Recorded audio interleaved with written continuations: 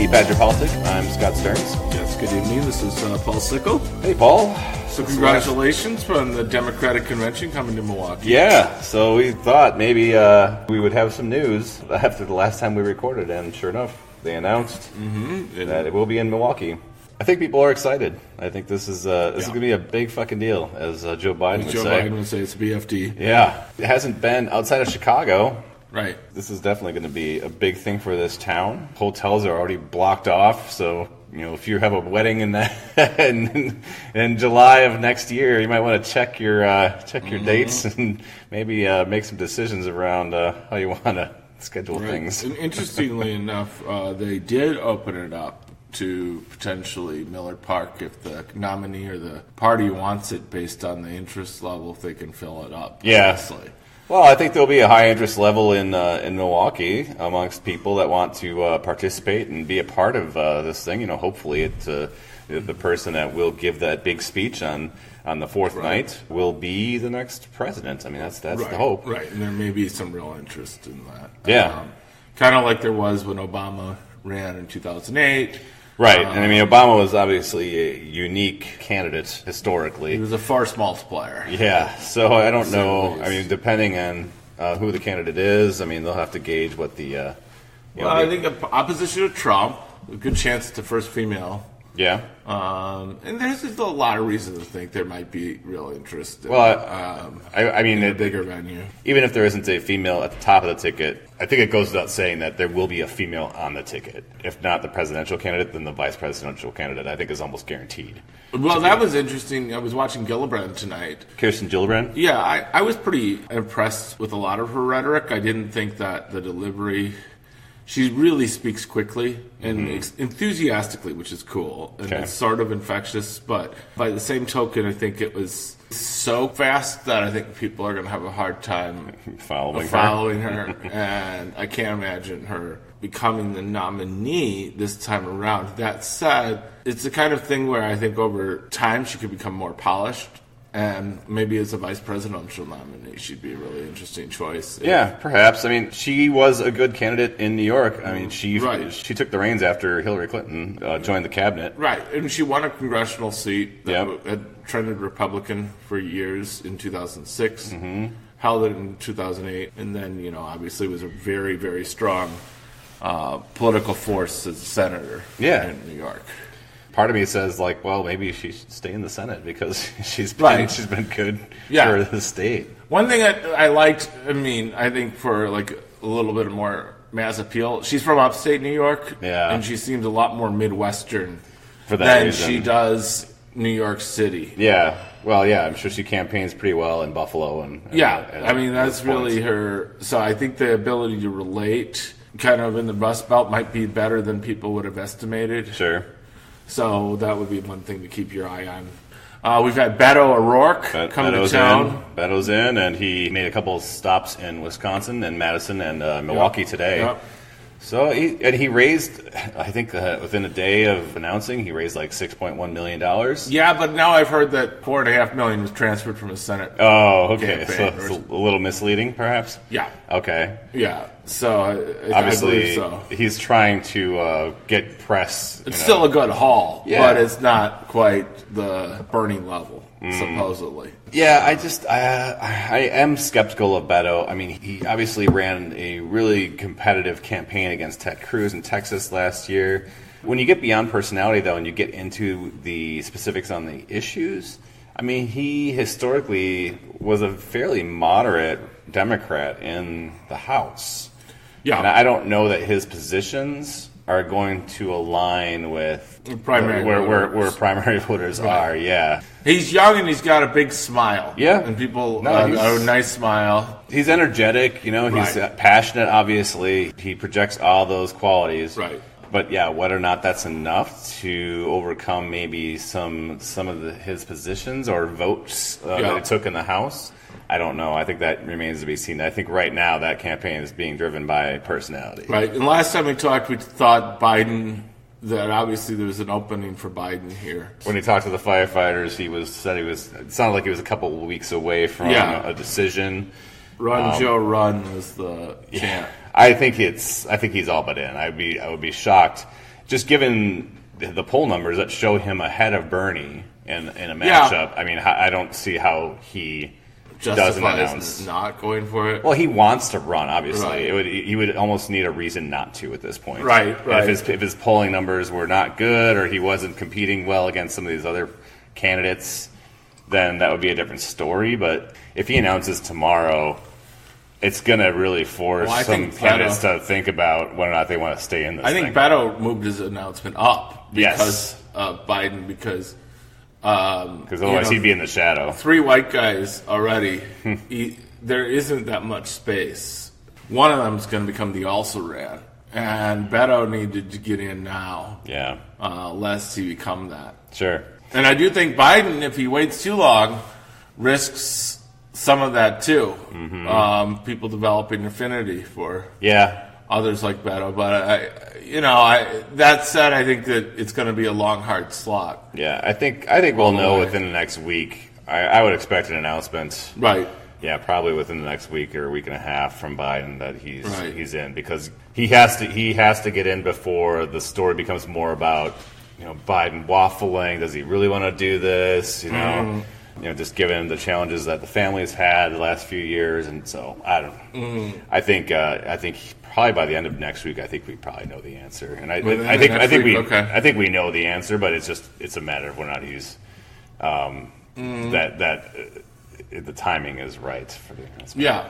So we closer to home. Yeah. We got a few things going on here. Mm-hmm. We could also do a White House insanity check at some point. Would you want to do that now and then do the closer to home? Do you got something specific? Well, I just noticed Trump was really happy. White House insanity check. White House insanity check.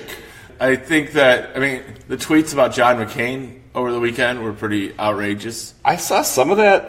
It was Sunday, right? Yeah. He was kind of just gone all over the map, and people were kind of saying like, "Wow, he's looking more unhinged than usual." Yeah, that seemed really unhinged. But then he got a really good poll today. CNN has a poll saying 50% of the public sees the Mueller investigation as a witch hunt. The constant attacks on the investigation are starting to pay dividends. They are. Now, there's a lot of criticism, and we might want to post this to the Facebook page, but a bunch of articles now criticizing the wording of the poll. Okay. And it says...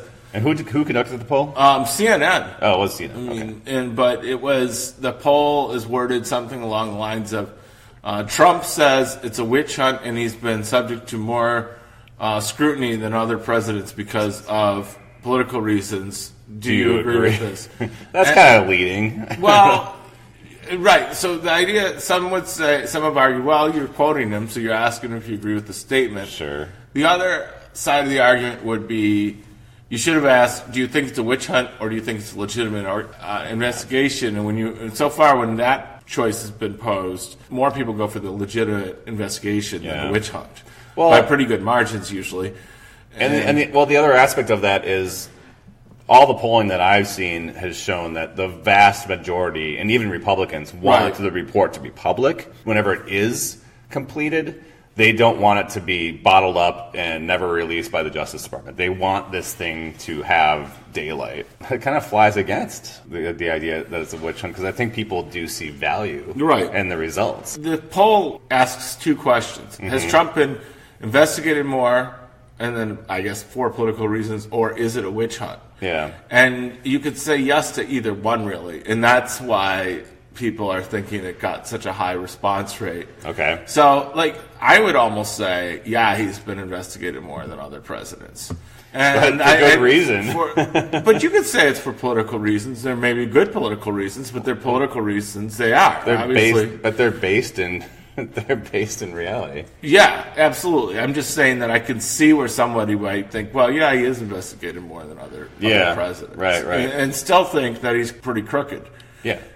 So he was bragging about that. Only 28% had a high level of confidence in Mueller, which that seemed just bizarre to me. That seems a little out of whack with you would have thought Fox News or Scott Rasmussen ran the poll. So I don't know. Or... again, his disapproval numbers are starting to level off a little bit. The fact of the matter is Trump has a base. It's a really strong base in the sense that or it appears to be quite strong. Yeah. And so much so that Nancy Pelosi said she won't do impeachment. Yeah, that was the result of a question that a reporter asked her as she was getting in an elevator. Yeah. But she was unequivocal, though. Right. Well, I think that was deliberate. It wasn't something that, obviously, when the elevator doors closed, she was like, oh, fuck, why did I say that? I think it was something she wanted to get out there to kind of put the brakes on some of the talk. Yeah. And she knows it's a political loser.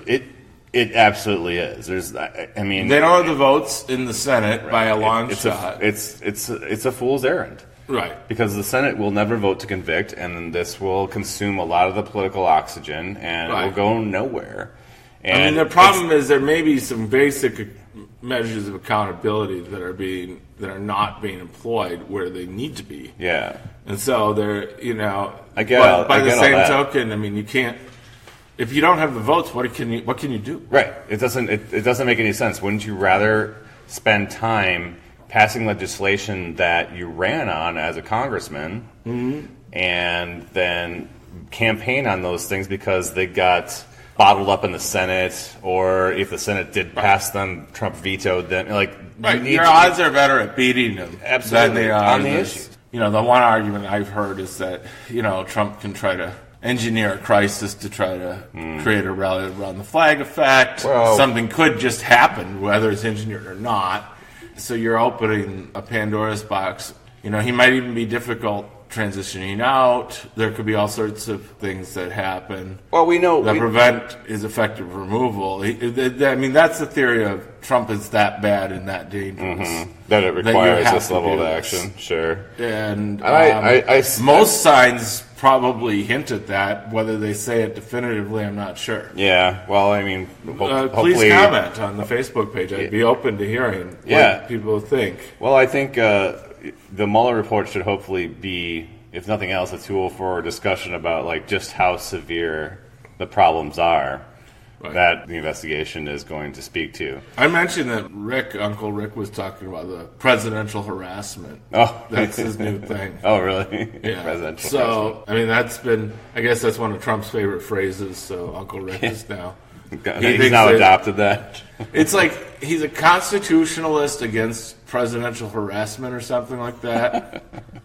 So, he'll be back, I think, next time. He's coming back up north. Now that the weather is weather's starting to turned clear around. The snow's melting. Yeah, you can head back north. Good. Well, figure it out down at the timeshare down there. It'll be good to touch base on some stuff. Well, we could hear his theories about constitutional, anti-presidential harassmentism, or whatever it is he calls it. Speaking of which, of the Constitution, the Constitution. So we got word today that our former fearless leader, Scott Walker, has been selected as the national honorary chair of the campaign for a federal balanced budget amendment. Wait, don't Walker supporters like Uncle Rick say they're constitutionalists? Yeah. They like it so much they want to change it? Well, they want. if you like it so much, what the fuck do you have to have a convention over? They want to make it more perfect, I guess, is the point.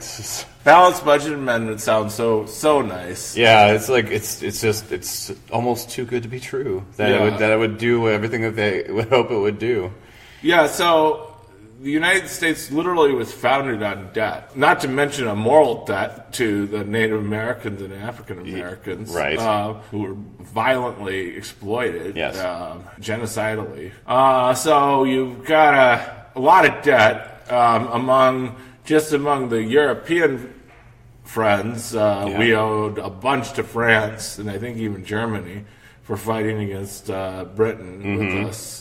Well, usually when you're running a surplus, it's because times are good. I mean, think back to the 90s when we were running a surplus, and then we cut taxes, and that went away.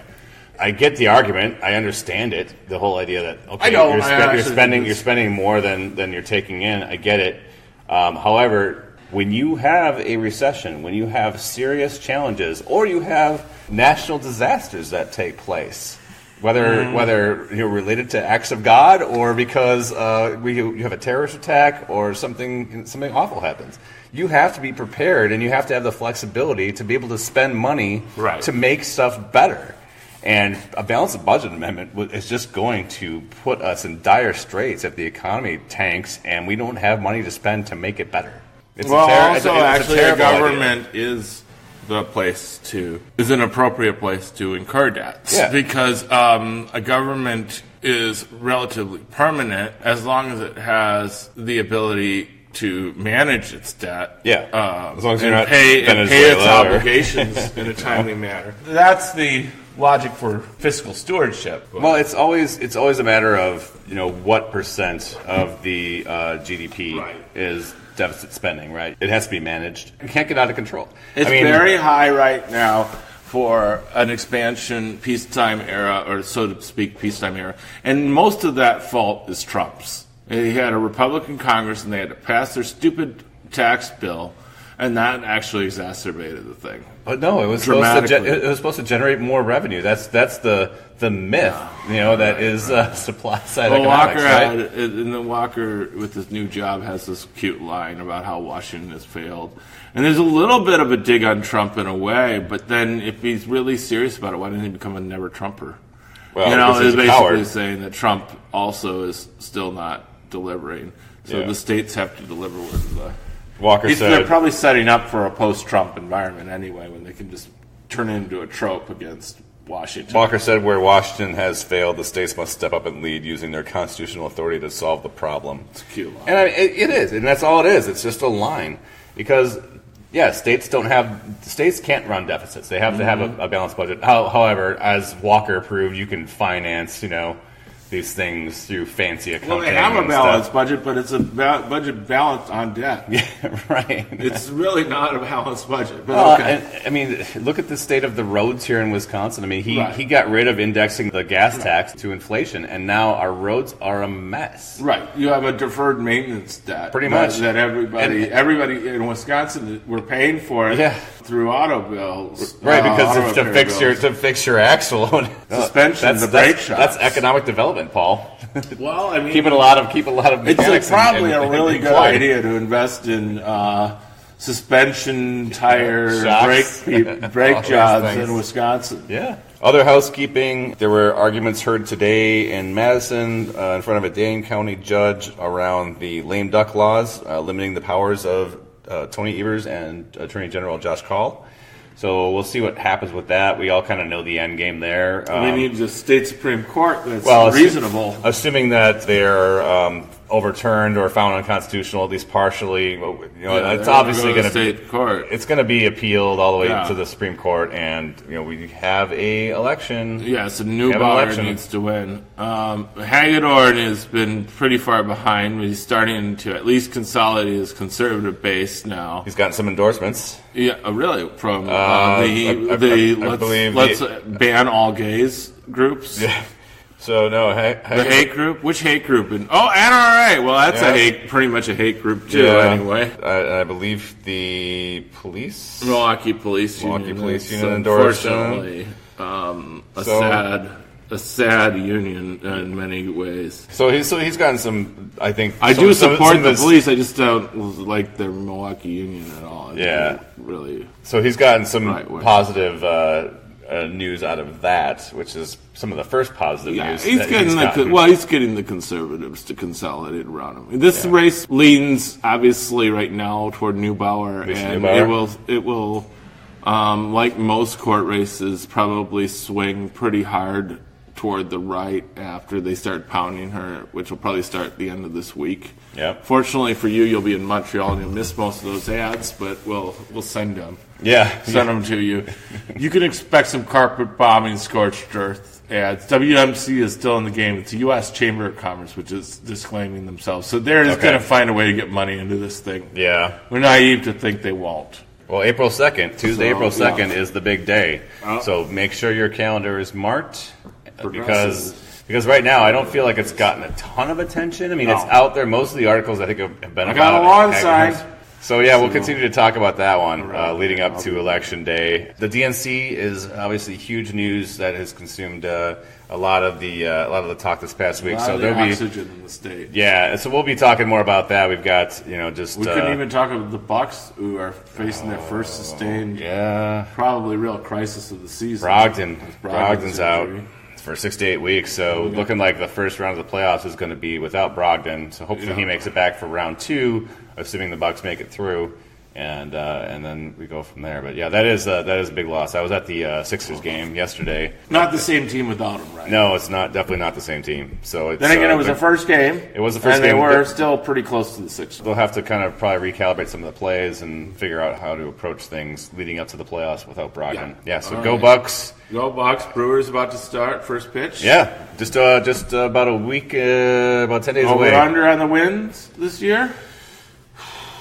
I got to look at it. I don't know. I'll go with the conservative 86. 86? I'm going to lead closer to 90. I hope so, but Yeah. I don't want to be disappointed. Well, it's going to be a competitive... Maybe 88. Okay, I'll say 88. It's a competitive... What the heck? It's a competitive division. Yeah, and, I don't think they'll win as many as they did last year because you just don't have very many weak teams in this division. And the Cubs still look good. Right.